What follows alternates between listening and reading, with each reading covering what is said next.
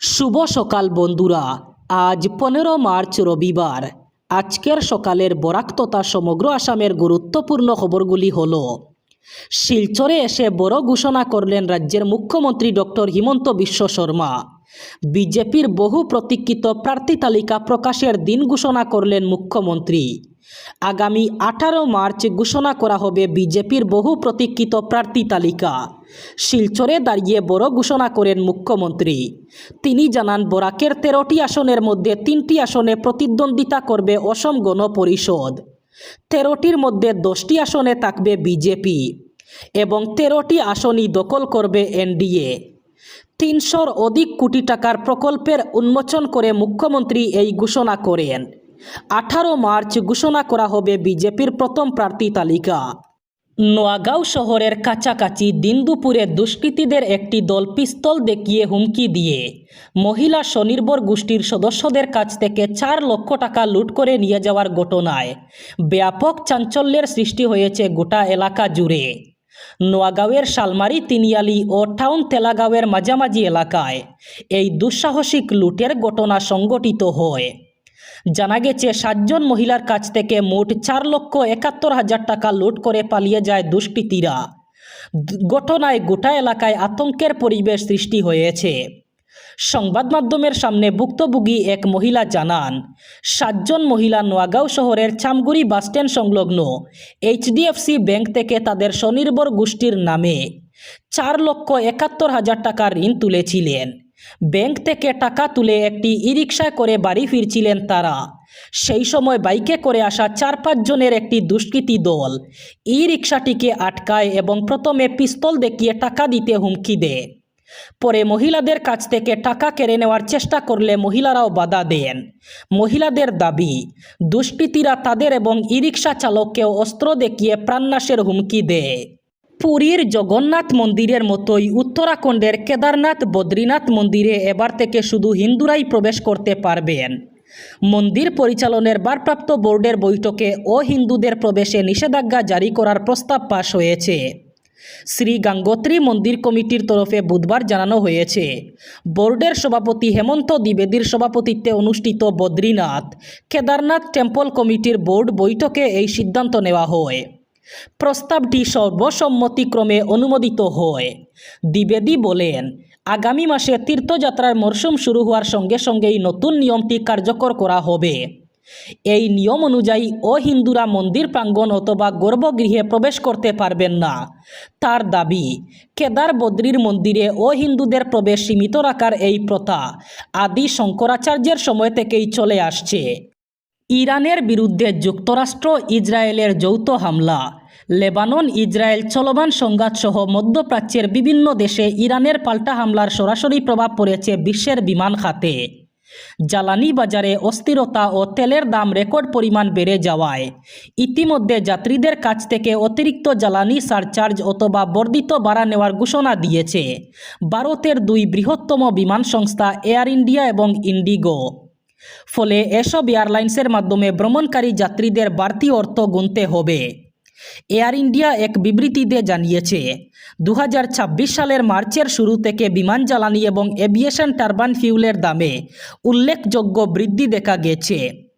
বৈশ্বিক সরবরাহে বিঘ্ন এবং আন্তর্জাতিক বাজারে তেলের দাম বাড়ার কারণে এই পরিস্থিতি তৈরি হয়েছে। বিমান সংস্থাটির হিসাব অনুযায়ী একটি এয়ারলাইন্সের মোট পরিচালন ব্যয়ের প্রায় 40% জ্বালানি খাতে ব্যয় হয়। এই বাড়তি খরচ সামাল দিতে এয়ার ইন্ডিয়া টিকিটের সঙ্গে অতিরিক্ত জ্বালানি সারচার্জ যুক্ত করার সিদ্ধান্ত নিয়েছে। এর ফলে যাত্রীদের টিকিটের দাম সর্বোচ্চ প্রায় $90 পর্যন্ত বাড়তে পারে। রান্নার গ্যাসের রীতিমতো হাহাকার দেখা দিয়েছে প্রান্তিক শহর লালাসহ সন্নিহিত অঞ্চলগুলিতে। উপসাগরীয় অঞ্চলের যুদ্ধের প্রভাবে এরকম পরিস্থিতির সৃষ্টি বলে কেউ কেউ মনে করছেন। ইতিমধ্যে গ্যাস কোম্পানি তাদের গ্রাহকদের আধার কার্ড এবং ফিঙ্গারপ্রিন্ট আপডেট করার নির্দেশ জারি করায় লালা শ্রীগুরু ইন্ডেন গ্যাস অফিসে গ্রাহকদের দীর্ঘ লাইন লক্ষ্য করা যাচ্ছে। এরই মধ্যে রান্নার গ্যাসের আকাল দেখা দেওয়ায় এক প্রকার আতঙ্কের সৃষ্টি হয়েছে। রীতিমতো হাহাকার পরিস্থিতি লক্ষণীয় হয়ে উঠেছে। প্রায় 1 সপ্তাহ থেকে এরকম পরিস্থিতি দেখা গিয়েছে। তবে উদ্ভূত পরিস্থিতির অবসান কবে হবে তার নিশ্চয়তা দেখা যাচ্ছে না। জানা গেছে বরখলার বটলিং প্ল্যান্টে পর্যাপ্ত গ্যাস সিলিন্ডারের মজুত রয়েছে, কিন্তু সার্ভার ডাউন হয়ে পড়ার জন্য গ্যাসের গাড়িগুলি বটলিং প্ল্যান্ট থেকে বেরোতে পারছে না। প্রায় এক সপ্তাহ থেকে সার্ভার ডাউন হয়ে পড়লেও তার সুরাহার জন্য কোনো ব্যবস্থা গ্রহণের খবর জানা যায়নি। গৃহস্থদের মধ্যে রান্নার গ্যাসের হাহাকার দেখা দিলেও পরিস্থিতির কোনো পরিবর্তনের ইঙ্গিত পাওয়া যাচ্ছে না। রাজ্যের বিভিন্ন প্রান্তে হঠাৎ করেই শুরু হলো প্রচণ্ড শিলাবৃষ্টি। সেই সাথে প্রতিটি জেলায় অবিরাম বৃষ্টিপাত হচ্ছে। গতকাল থেকে রাজ্যের বিভিন্ন প্রান্তে শুরু হয়েছে প্রচণ্ড বৃষ্টিপাত। সেই সাথে রাজ্যের বিভিন্ন প্রান্তে এবার প্রচণ্ড শিলাবৃষ্টি শুরু হয়েছে।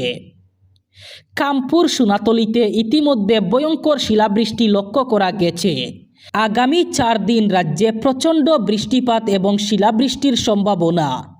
আগামী 4 দিন রাজ্যে প্রচণ্ড ঝড় বৃষ্টি তাণ্ডব চালাবে বলে আবহাওয়া দপ্তর ইতিমধ্যে সতর্কতা জারি করেছে। ইতিমধ্যে রাজ্যবাসীকে সাবধান করে দিয়েছে আবহাওয়া কেন্দ্র। আসন্ন পবিত্র ঈদ উল ফিতর উৎসবকে সামনে রেখে জেলা জুড়ে শান্তি শৃঙ্খলা এবং সম্প্রীতির পরিবেশ বজায় রাখতে প্রশাসনের উদ্যোগে শুক্রবার হাইলাকান্দি জেলায়ুক্তের সভাকক্ষে এক বৈঠক অনুষ্ঠিত হয়। বৈঠকে গত বছরের ঈদ উপলক্ষে গৃহীত সিদ্ধান্তগুলির পর্যালোচনা করা হয় এবং সেগুলি অনুসরণ করেই এই বছরও উৎসব শান্তিপূর্ণভাবে উদযাপনের লক্ষ্যে একাধিক গুরুত্বপূর্ণ সিদ্ধান্ত গ্রহণ করা হয়। ঈদের দিন জেলার বিভিন্ন ঈদগাহে বিপুল সংখ্যক মুসল্লির সমাগম ঘটে। সেই প্রেক্ষিতে ওইসব এলাকার আশপাশে যান চলাচল নিয়ন্ত্রণ এবং আইন শৃঙ্খলা বজায় রাখতে জেলা প্রশাসন এবং পুলিশের পক্ষ থেকে বিশেষ ব্যবস্থা গ্রহণ করা হবে। ঈদগাহ কমিটিগুলিকে পর্যাপ্ত সংখ্যক স্বেচ্ছাসেবক মোতায়েন করে প্রশাসন এবং পুলিশের সঙ্গে সমন্বয় রেখে কাজ করার অনুরোধ জানানো হয়। আসন্ন বিধানসভা নির্বাচন অবাধ ও সুষ্ঠুভাবে সম্পন্ন করতে শ্রীভূমির জেলায়ুক্ত নির্বাচনের কাজ সম্পন্ন না হওয়া পর্যন্ত জেলার সমস্ত সরকারি কার্যালয়, রাষ্ট্রায়ত্ত সংস্থা অথবা PSU এবং ব্যাংকগুলি রবিবার এবং অন্যান্য ছুটির দিনেও খোলা রাখতে নির্দেশ জারি করেছেন। নির্বাচনের জরুরি কাজের স্বার্থে সমস্ত কার্যালয়ের প্রধানদের ছুটির দিনেও অফিস খোলা রাখার নির্দেশ দেওয়া হয়েছে। প্রতিটি কার্যালয়ে অন্তত একজন অফিস অ্যাসিস্ট্যান্ট এবং একজন MTS অথবা চতুর্থ শ্রেণীর কর্মীকে উপস্থিত থাকতে হবে। নির্বাচন সংক্রান্ত জরুরি চিঠিপত্র এবং নথি গ্রহণ করার জন্য এই নির্দেশ দেওয়া হয়েছে। এই আদেশ লঙ্ঘন করলে অথবা কোনো ধরনের বিচ্যুতি ঘটলে সংশ্লিষ্ট আধিকারিকের বিরুদ্ধে নির্বাচন কমিশনের কাছে রিপোর্ট পাঠানো হবে এবং আইনানুগ ব্যবস্থা নেওয়া হবে বলে জানানো হয়েছে। আজ রবিবার শ্রীভূমি জেলা সদরে অবস্থিত করিমগঞ্জ কলেজ, জেলা গ্রন্থাগার প্রেক্ষাগৃহ, Rabindra Sadan Mahila Mahavidyalaya, senior secondary school of science, নীলামবাজারের SB বিদ্যানিকেতন, পাতারকান্দির মডেল হায়ার সেকেন্ডারি স্কুল এবং রামকৃষ্ণনগর কলেজে বুথ কর্মীদের 2 শিফটে প্রশিক্ষণ অনুষ্ঠিত হবে। ওই প্রশিক্ষণ কেন্দ্রগুলিতে বুথের কাজে নিয়োজিত প্রিসাইডিং অফিসার এবং বাকি 3 পোলিং অফিসারদের পোস্টাল ব্যালট পেপারের মাধ্যমে বুথ দেওয়ার সুবিধা করে দিতে 12 নম্বর ফর্ম বিতরণ এবং পূরণ করা ফর্ম সংগ্রহ করার জন্য postal ballot paper facilitation centre কার্যকরী থাকবে। এই কথা জানিয়েছেন পোস্টাল ব্যালট পেপার সেলের দায়িত্বপ্রাপ্ত অতিরিক্ত জেলা শাসক। এতে পোস্টাল ব্যালট পেপার ফ্যাসিলিটেশন কেন্দ্রগুলিতে পর্যাপ্ত সংখ্যক কর্মী নিয়োগ করা হয়েছে। তাদের যথাসময়ে প্রশিক্ষণ কেন্দ্রে উপস্থিত থাকতে এবং 12 নম্বর ফর্ম বিতরণ ও সংগ্রহ করতে নির্দেশ দেওয়া হয়েছে। এবার বরাক উপত্যকার 3 জেলার আজকের আবহাওয়ার খবর। আজ 15 মার্চ রবিবার বরাক উপত্যকার 3 জেলায় বৃষ্টিপাতের সম্ভাবনা। আজ শিলচর কাছাড়ে সর্বোচ্চ তাপমাত্রা থাকবে 25 ডিগ্রি সেলসিয়াস এবং সর্বনিম্ন তাপমাত্রা থাকবে 18 ডিগ্রি সেলসিয়াস। শ্রীভূমি করিমগঞ্জে আজ সর্বোচ্চ তাপমাত্রা থাকবে 25 ডিগ্রি সেলসিয়াস এবং সর্বনিম্ন তাপমাত্রা থাকবে 18 ডিগ্রি সেলসিয়াস। একইভাবে হাইলাকান্দি জেলায়ও আজ সর্বোচ্চ তাপমাত্রা থাকবে 25 ডিগ্রি সেলসিয়াস এবং সর্বনিম্ন তাপমাত্রা থাকবে 18 ডিগ্রি সেলসিয়াস। এই ছিল আজকের সকালের গুরুত্বপূর্ণ খবরগুলি। ভিডিওটি অবশ্যই লাইক করবেন এবং চ্যানেলটি সাবস্ক্রাইব করবেন।